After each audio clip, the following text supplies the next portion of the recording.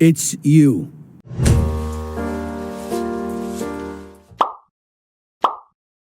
Season 3 is where we see major changes for this series, with the Oscar campaign eliciting significant changes in BoJack's constant peripheral vision that we see come full force by season's end, whether it be alienation, tough reminders, or the fact that the least aggressive F-bomb of the series was the one used in this season.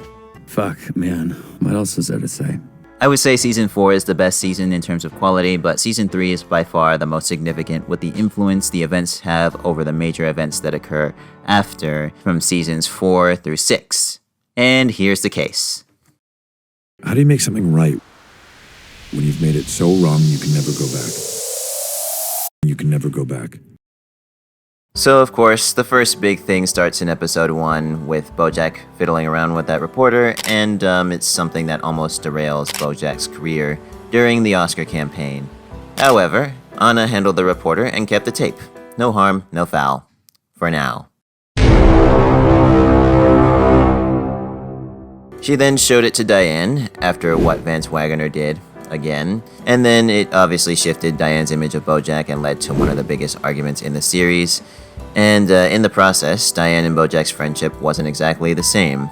I mean, how could it be when you find out that one of your best friends is a almost child molester? I know it was technically legal, but still, it was, creepy. No need to get into it. You already know what the deal is here.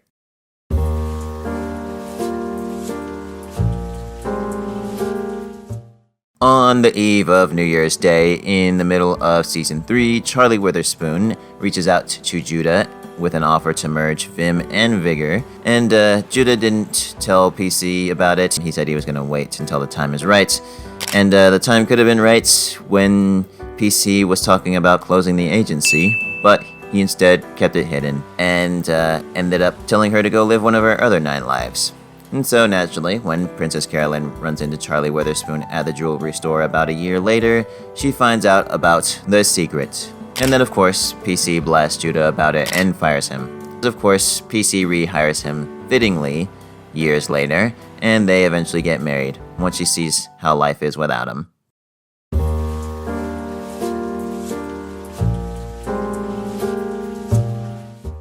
Todd sees a lot of development in his life in Season 3, and it mostly circles back to him seeing Emily for the first time since high school.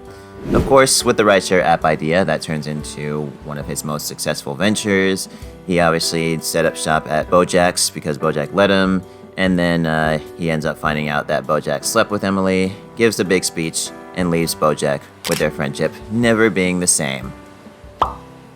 With Cabracadabra becoming Todd's biggest success up to that point, it allowed him to get closer to thriving in his life, considering that his other ideas didn't last that long, nor were they as successful in allowing him to thrive. And of course, after this, he gets decent gigs working for PB and PC, and then starts up that clown dentist expenditure that turns into an obstacle course of sorts for people to improve their running. And then he has stability being the president of ad sales for whattimeisightRightNow.com. And then he turned into PC's nanny before getting promoted to running a daycare at her agency, and he found himself in his life. But then the other big thing with Todd and Emily's interactions is him getting closer to defining his sexual orientation. Todd denies the pass that Emily makes at him, something that BoJack even helped to try to accelerate, and then that's kind of where we get to see who Todd really is. And of course, when the two see each other again after Emily ended up leaving the company, this is where Todd starts to realize he isn't gay or straight. I think I might be nothing. And I said, you're sitting on the pizza, Mr. President. BoJack uses and takes advantage of Sarah Lynn, yet again, to work through his own problems. They go to an AA meeting where BoJack reveals details about Penny, and the bird who was next to him on stage is the one who gave details to Paige and Max, and set their lead off, which turned out to be BoJack's downfall.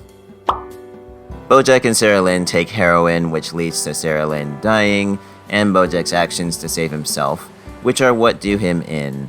Considering it provided the mystery for Sarah Lynn's mother to solve, considering the former had been sober for 9 months. And we also can't forget that the BoJack brand heroin was acquired from Goober earlier in this season. Even in a throwaway episode, there still is a major play in the series. There are some people you can't save, because those people will thrash and struggle and try to take you down with them. And now the elephant in the room. Wow. Okay. You know what? So naturally, let's start about Diane, considering how she truly starts to find herself in this season, and BoJack giving her the reality check in the end, saying she should be doing more than ghostwriting celebrity tweets after getting this job and doing it throughout the season. And of course, in the end, she gets the job at Girl Crush, which preempts speeding up the process between her and PB's marriage fallout in Season 4, when there were band-aids placed on a deep cut during Season 3.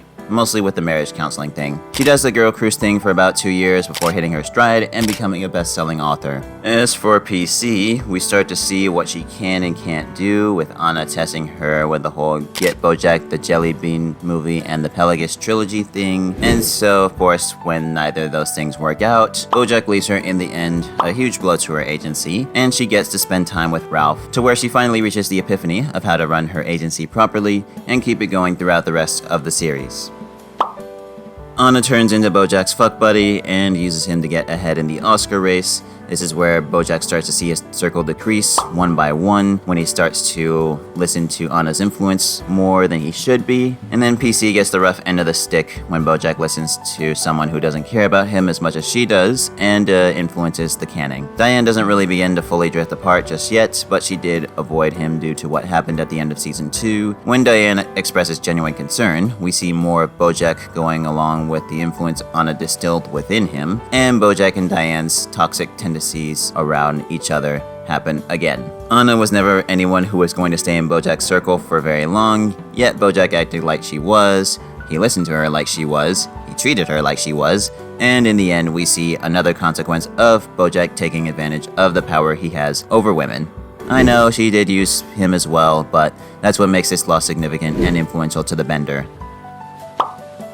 For Todd, he's constantly been held back by BoJack throughout the series, and once he finally has one of his ideas turn into a big success that lasts longer, he finally starts to thrive. BoJack actually made strides after saving him from the improv cult, but that all got completely erased with one action. BoJack's pattern of taking advantage of women continues yet again, which I perceive to have begun once Horsing Around started to take off, based on the context. But this is a whole another video and a whole nother case to look into, so I won't tackle it here. This is what causes a bit of unsettlement, with Emily being in close proximity to BoJack while she, Todd, and Mr. Peanut Butter run Cabracadabra. That unsettlement prolongs the fallout between BoJack and Todd, to where Todd never stays at BJ's place for the rest of the series. And of course, the big one. The Bender is a byproduct of the multiple failures of the Oscar campaign. BoJack leaves town after Sarah Lynn dies, and he gets that flashback when doing Ethan Around. He was pretty hum until he did Filbert, and then, well, you know. Game over, yeah!